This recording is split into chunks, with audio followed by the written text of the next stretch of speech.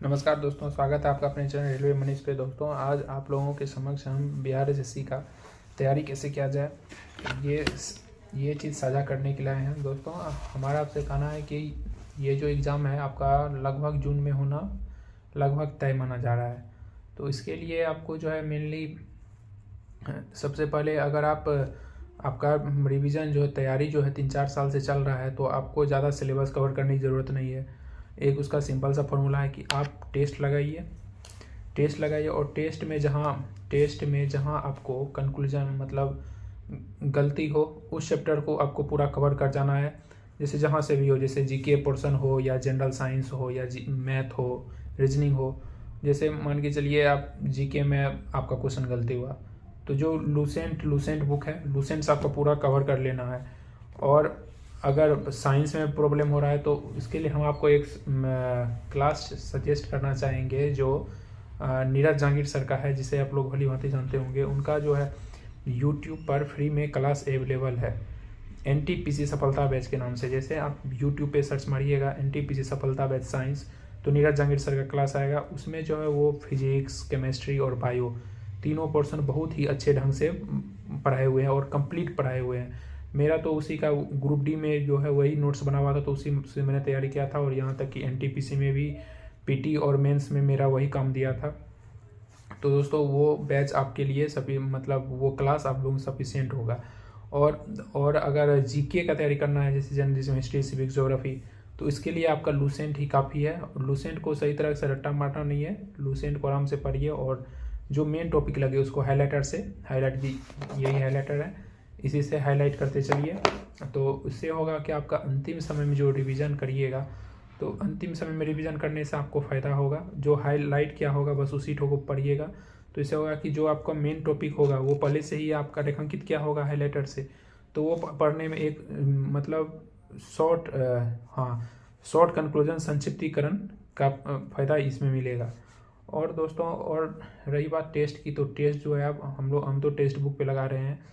हम लोग अपना लोग टेक्स्ट बुक या प्लेटफॉर्म की बुक जो आती है ऑफलाइन वो लेना है, और टेक्स्ट बुक ऑनलाइन, ये दोनों पर अगर आप अभी दूर हैं कहीं तो टेक्स्ट बुक ऑनलाइन लगा लीजिए। जब अंतिम समय जब परीक्षा डेट प्रस्तावित हो जाएगा तब 1, 2, 5 ज़्यादा से ज़्यादा 5 टेस्ट आपको प्लेटफॉर्म का लगा लेना है, उससे ज़्यादा। अब देखिए कितना स्टूडेंट क्या होता है कि पर डे ही टेस्ट लगाता है, तो वो उसका कोई अर्थ ही नहीं रह जाता।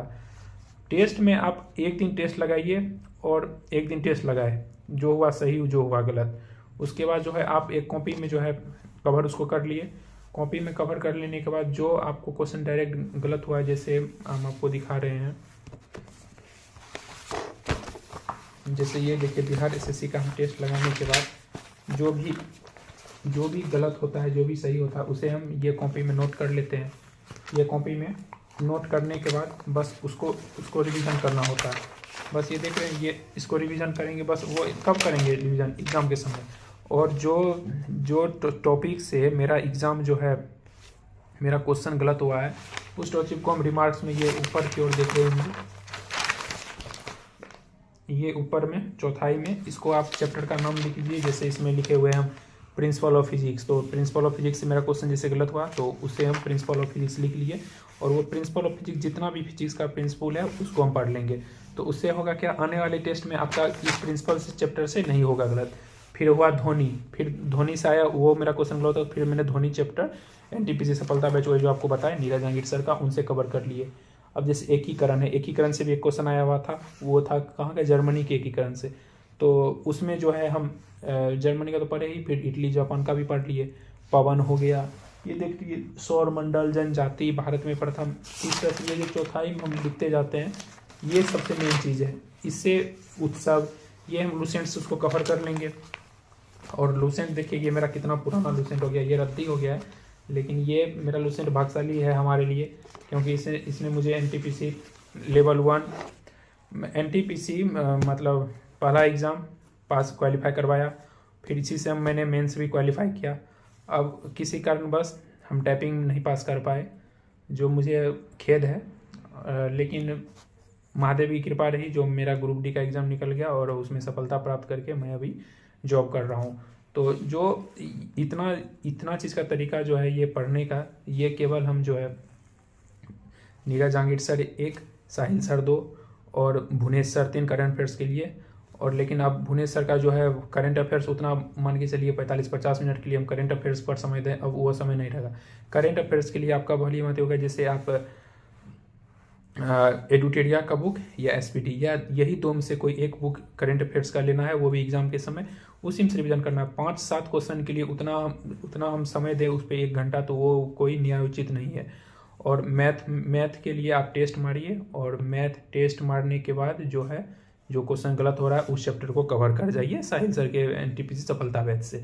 और वो यूट्यूब पर सारी फ्री में बैच पड़े हुए, हम सर का वो प्रमोशन नहीं कर रहे हैं। अब प्रमोशन क्या करेंगे, मेरा उतना सब्सक्राइबर भी नहीं है जो प्रमोशन कर पाए, लेकिन मैं खुद एक स्टूडेंट हूँ और मैंने तैयारी की है, तो मैं इस चीज़ को भली भांति समझता हूँ, तो इसलिए आप लोगों को मैं ये सजेस्ट करने के लिए आया था। और बिहार एसएससी का आप लोग संभावित मतलब अगर आप जनरल कैटेगरी से हो तो मान के चलिए जनरल का जो नंबर होता है वो सबसे ऊपर होता है, तो आपको हम जनरल कैटेगरी के परिवेश में नंबर का आकलन बताएंगे। जनरल से फिर 5 नंबर नीचे ओबीसी, उससे 10 नंबर नीचे एससी, उससे 10 नंबर नीचे एसटी, इस तरह से किसी एग्जाम का रिजल्ट निकलता है तो उसमें यही नंबर देखने को मिलता है। तो अगर आप जनरल कैटेगरी से हो तो अगर आप पीटी में 95 से 100 क्वेश्चन सही कर लेते हो, सही क्वेश्चन, ये नहीं कि 95-100 अटेम्प्ट किए उसमें 80 सही हुआ 15 गलत हो गया, तो वही नहीं, सही क्वेश्चन अगर आपका 95 से 100 हो रहा है तो आपका जो है आप मेंस के लिए वो क्वालिफाई कर जाओगे।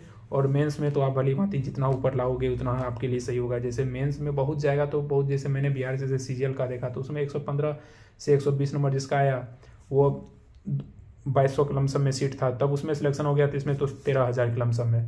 तो दोस्तों आपसे हम आपका बिहार एसएससी मेनली आप लोगों के लिए उसकी तैयारी कैसे किया जाए ये देने के लिए आए थे। नमस्कार दोस्तों, और आपको ये वीडियो कैसी लगी आप बताइएगा, और अगला वीडियो आप किस टॉपिक पे चाहते हैं, हमारे रेलवे संबंधित आप वीडियो कमेंट कर सकते हैं कि इस टॉपिक पे बताइए, तो उसके लिए मैं आपको फिर से